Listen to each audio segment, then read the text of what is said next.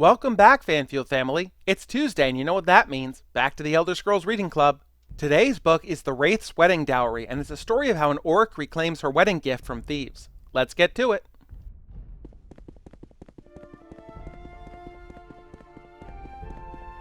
The poets are right. There is something life-changing about being in love, said Kepkajna Gra Minfang, sometimes called the Wraith.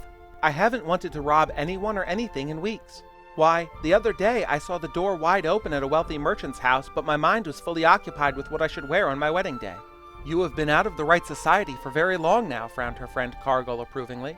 You never told me what happened to your first husband. You know, the one the shaman gave you. Torn apart by ash ghouls, smiled Kepkajna dreamily. It was rather saddish, but I know nothing like that would happen to Wodwar. No life of adventure for him. He's practically an Imperial. In fact, he is one. Did I tell you how we met? Hundreds of times, grumbled Cargill, reaching for his flagon. He was your jailer and he refused you food until you promised to marry him. Have you ever heard of anything so madly romantic in all your life, sighed Kepkajna, and then grew serious. I was going to say that I hope my old friends will wish me well, but as old Bosriel used to say, there's no point in hoping for what cannot be. We'll leave with the Imperial Knights for Balmora immediately after the wedding, but as long as we're in Dagenfell, the gang will find some way of disrupting my love life and bringing me back to the light. I know it. As the days approached towards the Wraith's wedding day, there was certainly something sinister in the air that Kepkajna could smell when she was not transported by heady bliss. Dark figures seemed to shift in the shadows and disappear when approached. She recognized the clothing of some beggars near Wodwark's cottage as costumes, but the mendicants hurried away before she could recognize which of her old gang was stalking her. But these moments of apprehension were few. Kepkajna was truly happy, making arrangements for the ceremony to be performed at the very dungeon where Wodwark had imprisoned her. Her father was long since dead, another victim of the Ash Ghouls, but her fiancé's commander volunteered to act in his behalf. Of course, Kepkajna had to supply her own dowry. She spent every last mark of her savings of ill-gotten gain to buy her beloved a truly wonderful present. The wedding was set for the stroke of midnight, as is orc tradition. The handmaidens, wives of imperial officers, were busily sewing her into her gown of red velvet and fine gold filigree in the mid-morning. Dulcetta, one of the handmaidens, remarked that she had heard that Kepkajna had bought Wodwark a truly beautiful gift for her dowry. Let me show it to you, Kepkajna giggled, dashing from the room half-dressed to her hidden alcove. The present had been stolen. The women were horrified, but the Wraith found herself merely irritated, not surprised. This was truly the old gang's style. They knew that a wedding ceremony without a dowry was marked as unlucky. She asked her handmaidens to finish dressing her quickly while she pondered what the burglars would have done with her treasure. The whole region was honeycombed with secret lairs and abandoned sites thieves used to store their loot. There were obvious places, of course, but after much reflection, she thought of where she would have put it under similar circumstances. Once the handmaids had finished, Kepkajna bade them to make certain that the ceremony went on as scheduled and not to fret, as she might be a little late. She wrapped herself in a shawl to protect her gown from dungeon dust and set off for the shrine of Malakath. The Wraith had never before attempted to rob her own friends, and though she was peeved at them for trying to ruin her happiness, she had no interest in hurting them physically. Her style was to avoid conflict, though she knew it would be inevitable. The lessons her mentor Cargill had given her had helped her avoid the lances and blades of the guards and Imperial Knights over the years. Now she would see if they would allow her to survive a den of thieves and the unknown dangers of the shrine, without, most importantly, ruining her dress. The desolate place was so empty as she delved into it that she feared she might have made a miscalculation. It was not until she found the small room hidden down a long corridor that she knew she was at the right place, and that it was well suited for an ambush. She grabbed the chest with her treasure within and turned to face the assault. Two of her old gang, Yoram and Yori, the Redguard twin brother and sister, were outside the door as she came from the room. They knew the Wraith better than to taunt her and immediately attacked. Yoram struck out with a left thrust of his blade while Yori sought to rush her. The Wraith neatly sidestepped Yori while dropping her weight to her rear left leg, shifting her right shoulder to the left to slip past Yoram's strike. The twins crashed into one another and Kepkajna passed swiftly on. Almost immediately, she was set on by the Argonian Binyar, his mace whistling through the air at her head. They had never much liked one another. The Wraith snapped into a duck, so the mace whacked with a tremendous clamor against the stone wall. Binyar was thrown off balance, giving her a few seconds lead hurrying up the passage. Ahead, she could smell the fresh night air. The last of her dowry's defenders was Sorokth, an orc with whom she had shared a brief romance. It was he who Kepkajna knew had masterminded the theft. In a way, and in context, she thought, his devotion to her misery was rather sweet. At the moment, though, she was most concerned with avoiding his barbed axe that seemed ideal for breaking her dress's fine stitchwork and the flesh beneath.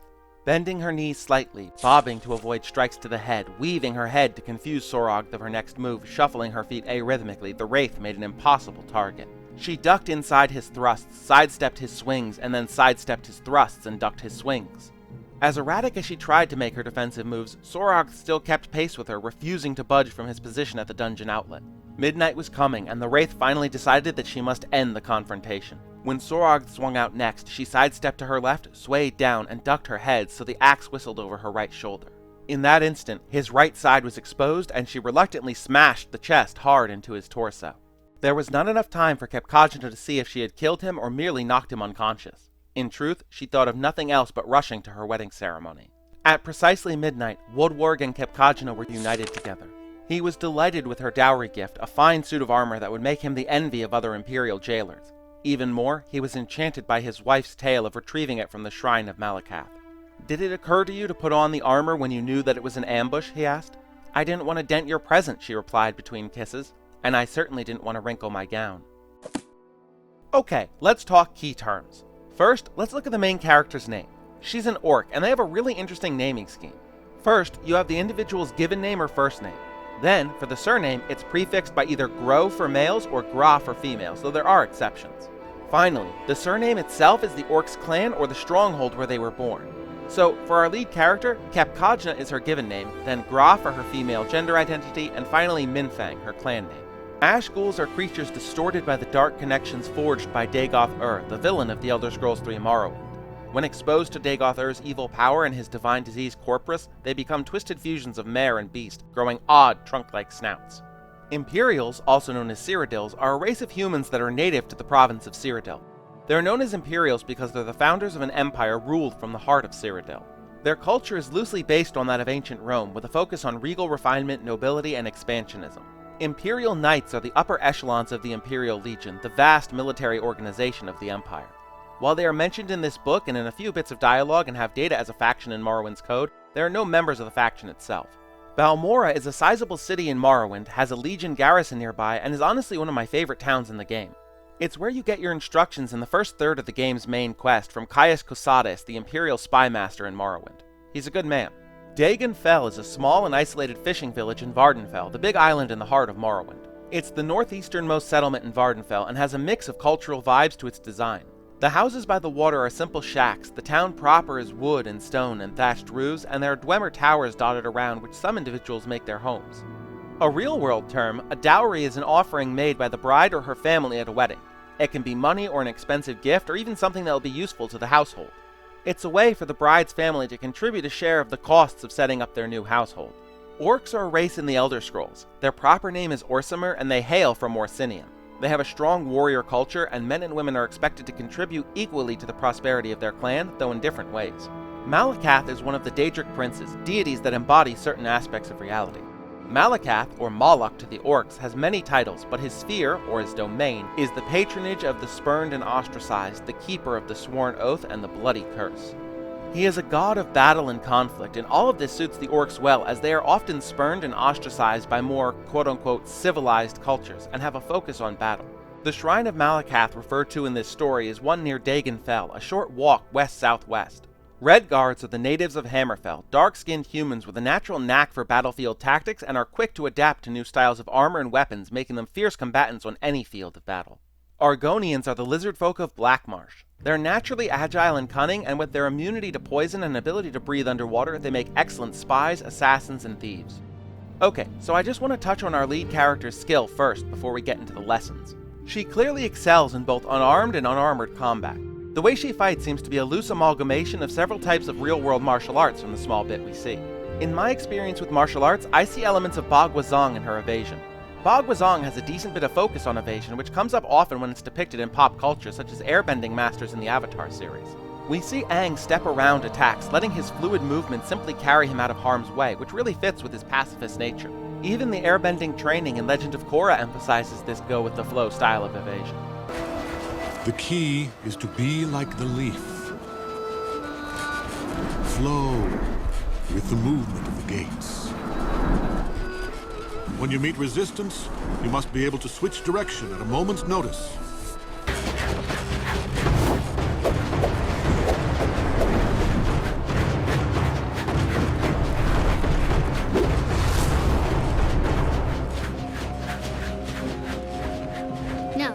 man's a leaf. The concept of Tai Sabaki, or body management, is key here. By understanding how her body moves, the lines of her foes' attacks, momentum, and so on, Kajna is able to avoid attacks, stepping out of the way, ducking and evading. This is important to her because she doesn't want to risk her elegant and expensive wedding gown getting dirty or damaged during a fight. Given how much the book says that Kajna spent on her dowry, I suspect that it's something extremely expensive like ebony or possibly even Daedric armor. I doubt that latter possibility though. Only 2 full sets of Daedric armor exist in all of Morrowind, one on the Sorcerer Devaith Fear and the other scattered all around the world. Daedric armor became way more common in later games, but in Morrowind it's too rare to be bought. The first lesson we can take away here is one that I really like, and that's that love is a wonderful thing. The main character, Kajna, was such an infamous thief that she was called the Wraith, but she's so in love that even when presented with the temptation of an easy theft from a wealthy merchant's home, her mind was only on her wedding. The opening sentence of the story really captures it. The poets are right, there is something life-changing about being in love. Being in love with her soon-to-be husband has fundamentally altered her mindset from one of a thief to one of nothing but love. Sure, love can make you do foolish things, but it can also save you. Love itself will save you, not condemn you. Now, just because someone is in love doesn't mean they immediately lose all of their skills, their autonomy. Far from it, as the Wraith here proves. The moment she realizes that her dowry has been stolen, her shrewd thief's mind immediately figures out who likely took it and where the best place for thieves to hide in the area would be. She also clearly shows that her skills aren't dulled by love. She's able to handle the thieves effortlessly. Her focus is more on ensuring that her wedding goes off without a hitch than putting down her enemies, so she puts those skills of evasion to good use.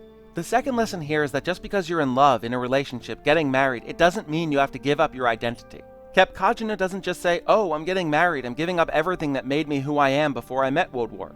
No, she sees a problem that her skills are perfect to solve, and even though she's in her wedding dress, she ensures that the wedding will go on as planned and then heads out to reclaim what was stolen. You are awesome. Don't give up your identity for the sake of a relationship.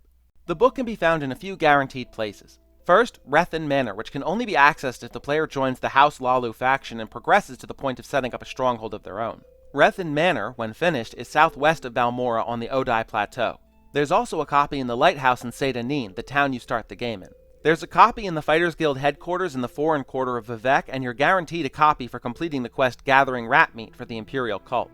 Now, I know some people are probably wondering why I always specify guaranteed copy. Morrowind has this thing called leveled lists, which means the game can randomize loot that you find in things like chests or on enemy bodies or in the inventory of merchants based on the tables in the game's code. So these locations I tell you about are 100% guaranteed to have this book, but there are also plenty of other places you could potentially find it.